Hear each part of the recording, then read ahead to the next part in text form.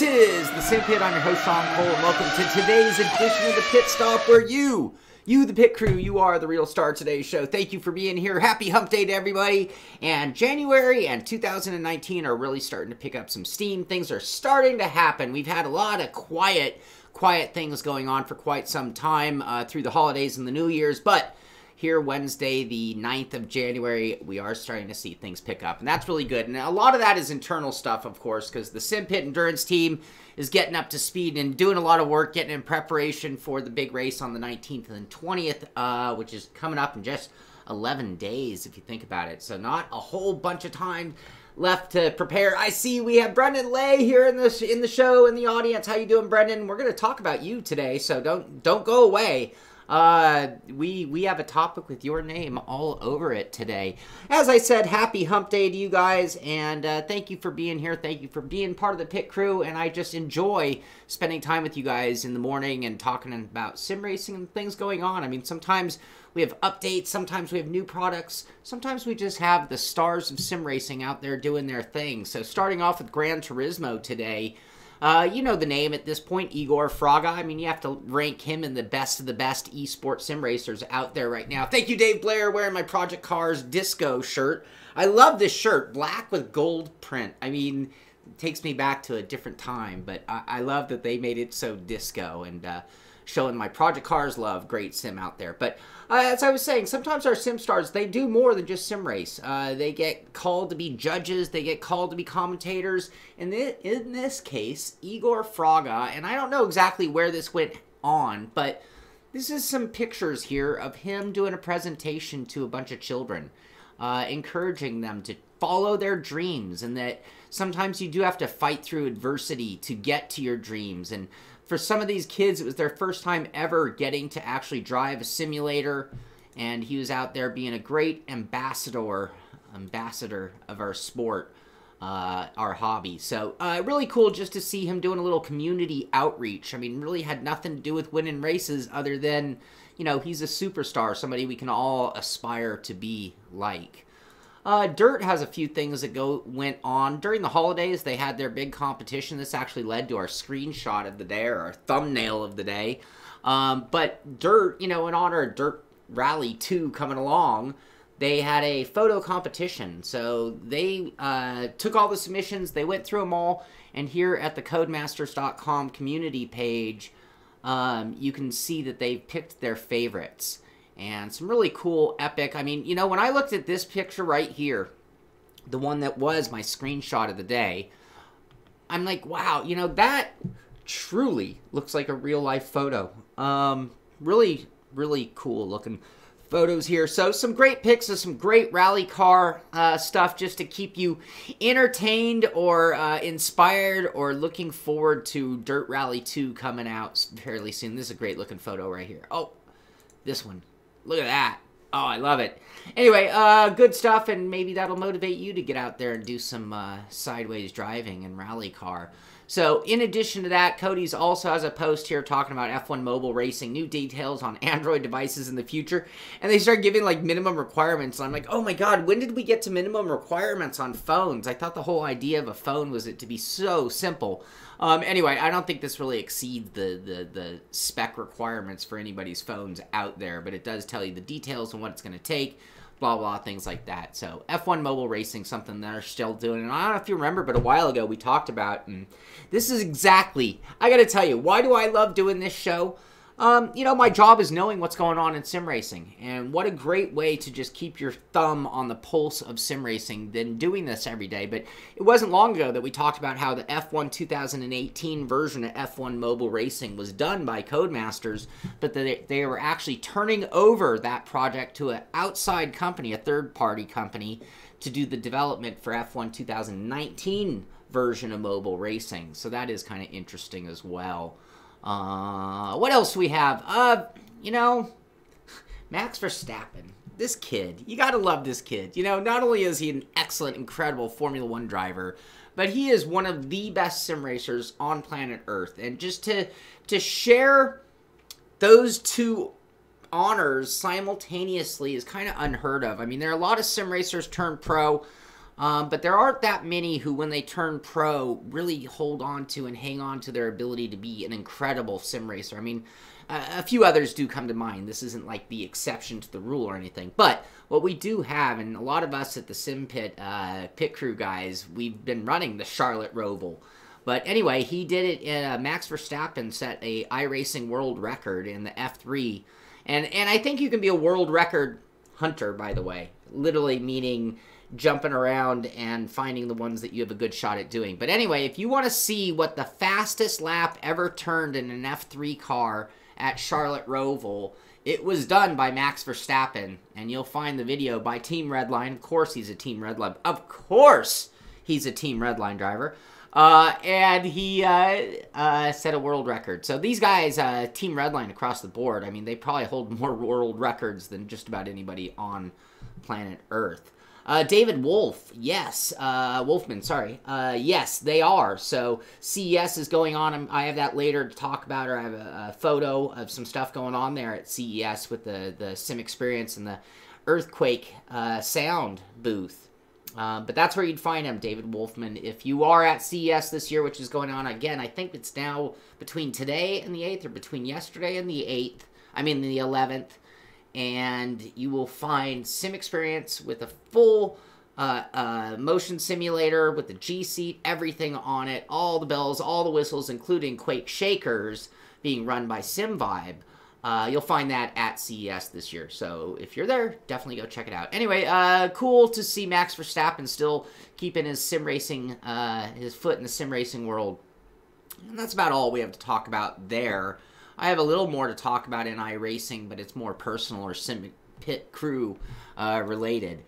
Just want to remind you about that other really good esport competition going on. Round 2 of the Avia e-racing competition in Race Room is now going on. So we've talked about that various times through round 1. Now round 2 is going on, and again, you can join, you can find out where you go on the leaderboard. Again, sometimes we want to race in groups, sometimes we want a hot lap, but it's always nice to know where you stand in a crowd. Otherwise, you're just a sim driver and not trying to take anything away from sim driver versus sim racer. Whatever floats your boat, whatever makes you happy, as long as you're having fun in our world, I'm happy. But if you're a sim racer, that's another way to compete, is to do leaderboard challenges, and that's going to be a great one to do on Race Room because it's going to draw a big crowd and be pretty highly competitive. We haven't heard a lot out of SimBin. You know, they had their birthday, which didn't tell us a lot. We've had news that we knew GTR 3 was coming, sure. We had that photo of the AMG Mercedes to drool over, knowing that GTR 3 was coming. But just another thing to think about. SimBin Studios, we are recruiting a few roles. Please check them out and get in contact if you're interested. If you go to the SimBin page, you'll actually find they're looking for a senior programmer, a QA technician, is that quality assurance technician, and an artist. So if you are looking for a job, you live in the UK, especially if you live in the Liverpool area, you might want to submit a resume and work for one of the coming back to it companies in sim racing. That could be a great opportunity for somebody out there. Don't know what this, I mean, that QA technician, that could be an interesting. Max, did you want to work for SimBin? Do you want to move to Liverpool? Hey, how about not barking? That would be awesome. All right, McLaren Shadow. You know, who would have thought, but Ben Payne was actually at CES. Ben Payne, the head of the eSport division of McLaren, was in Las Vegas with over 525,000 gamers have entered the McLaren Shadow competition. Maxwell. Hey. Thank you. Steam King. Hey, Max. RF Night Stalker. Hunt Records. There you go. That's the way to do it. Where do you plug into your steering wheel into your phone? I think it's a Bluetooth connection, Tim, if I'm not mistaken. Anyway, really interesting, and I use the word interesting for a good reason. Interesting to see Ben Payne of McLaren, head of esports, doing a presentation on the stage at CES in Las Vegas. Consumer Electronics Show. This is where you're going to find the biggest, best TVs, the newest, hottest devices, and all the high-tech things in the world. Esport kind of crashing the show at CES. Anyway, that's going on. In addition to that, the grand finals of the McLaren Shadow competition are coming out. So yesterday, they posted at their main page at McLaren.com, believe it or not, McLaren.com/Formula 1/2018/McLaren Shadow Project, just to give you an idea of its placement. But who are the finalists? So here we are. We're looking at it's 8, right, or 7. But they show how they qualified into it. So, speaking of Igor Fraga, there he is. Igor Fraga, Brazil, qualified via the Logitech G Challenge. Anyway, these are the contestants who will be competing, and this is how it's all going to play out over a 4-day period of time.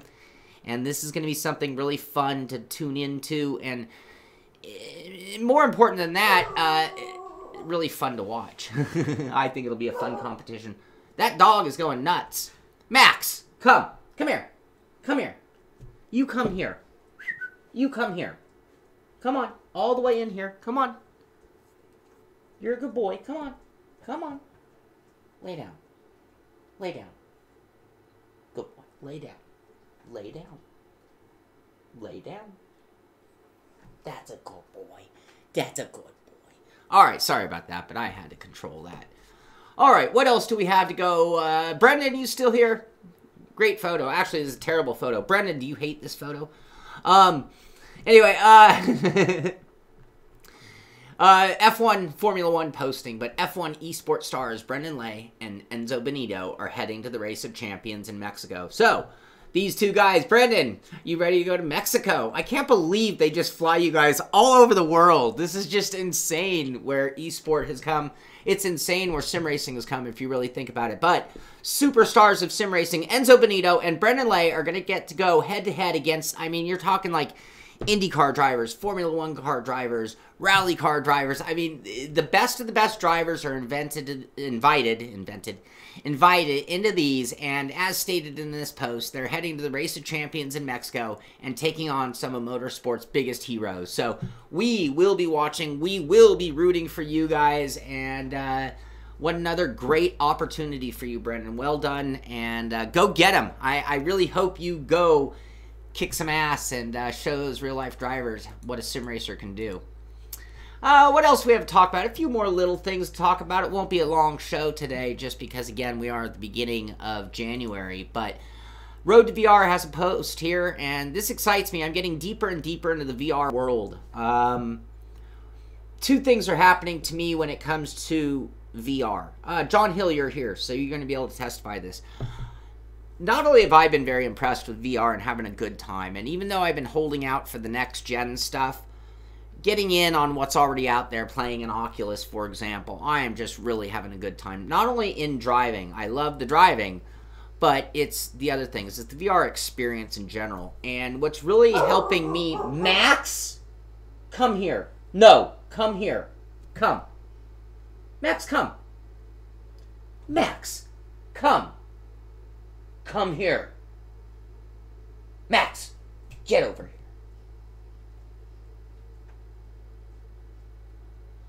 Lay down. Lay down. Lay down. Lay down. Stay. Okay, sorry you guys, sorry about that, but I just can't have the barking going on non-stop for no reason at all.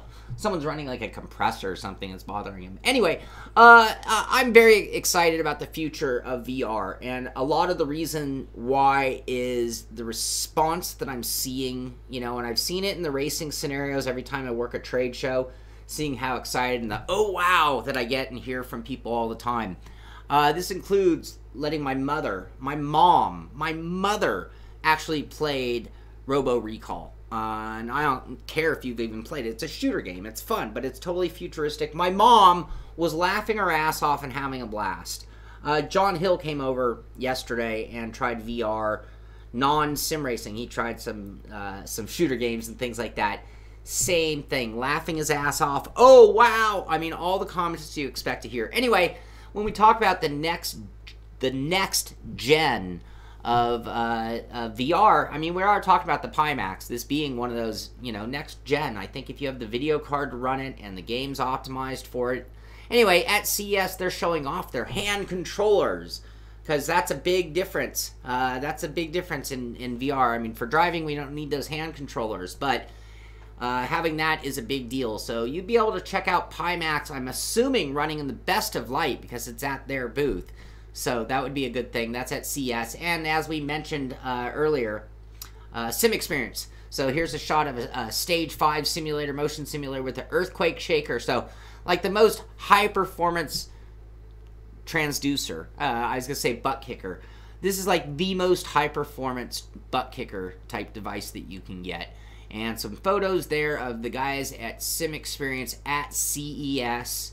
And you'll find them again at the Earthquake Sound booth and be able to drive that simulator, which includes the GS5, the G4 seat, which I am currently testing, and a review will be coming in a reasonable amount of time. It is a big deal product, so I like to take my time with products like that and not just rush to judgment. I like to really get it dialed in to the point where I'm feeling really good about the way I have it dialed in before I review it. That's the only fair way to do a review. Anyway, that pretty much is it for the sim racing news. I do want to mention the Simpit Endurance team. This is sponsored by Ricmotech, and the guy's been putting in a lot of work. And what we're looking at here is a test stream that I did over the weekend, testing out something we're trying. So we are setting up for our stream and the race of the Daytona 24-hour on iRacing coming up on the 19th and 20th of January. We will be doing some racing tonight, or practice. So tonight at 6, you'll be able to watch this stream. But if you notice, we have picture-in-picture going. That is a TV camera simultaneous to an interior camera. I don't know a lot of people doing streams like this in sim racing. We have cool overlays that are going to really set it off. And when I'm driving, you'll be able to watch me. And when others are driving, we'll just put their graphic up. But we are doing that testing, having a lot of fun with it, and the team is looking pretty good. We have a bunch of guys out there. We haven't sorted who's going to be in which car just yet, but that is coming very soon as well. So, anyway, that is coming up at 6, and I hope you like the look of this this new angle. Very excited about that. I want to thank Amir and Brandon for both of them for all the hard work they've been putting in, organizing the team, getting everything looking good for the team. I mean, the amount of work it takes to really organize a big group like we're running for an endurance race, especially a 24-hour race, is a lot of work. And I really want to thank both Brendan and Amir for all the work they've done on that. And it wouldn't be happening to the degree it's happening without them. And of course, I want to thank Ricmotech for sponsoring the team and just making it so we all have a little more motivation to be that much better when we're racing. Anyway, we'll have that practice coming up at 6 o'clock tonight. And beyond that, I do have a review of the Thrustmaster TSS Handbrake Sparko mod. That will be coming out this evening. It's actually ready to go. It's getting a preview by the patron team, and it will be good to go this evening, so I'll have that out, something for you guys to watch. 18-minute long review of that sequential brake handbrake sequential shifter. And now I'm moving on to the next review. That'll be the G-Seat, the next level GT track racing rig. I've got the SHA shifter. I've got so many things around here to test. I got to get back to work. So it's a good thing that today's a short show. Be here Friday with Billy Strange for the all conversational version of the Pit Stop. That'll be Friday morning at 9. Always fun. Enjoy having Billy on the show, and that should be a really, really cool show. Lots to talk about, I'm sure. So that should be fun. Thank you for being here. Get out, do some racing, have some fun. Let me know when you're hunting those leaderboards. Send me a graphic so I can make you the star of tomorrow's show. This is the Simpit. I'm Sean Cole, and I'll see you on the track.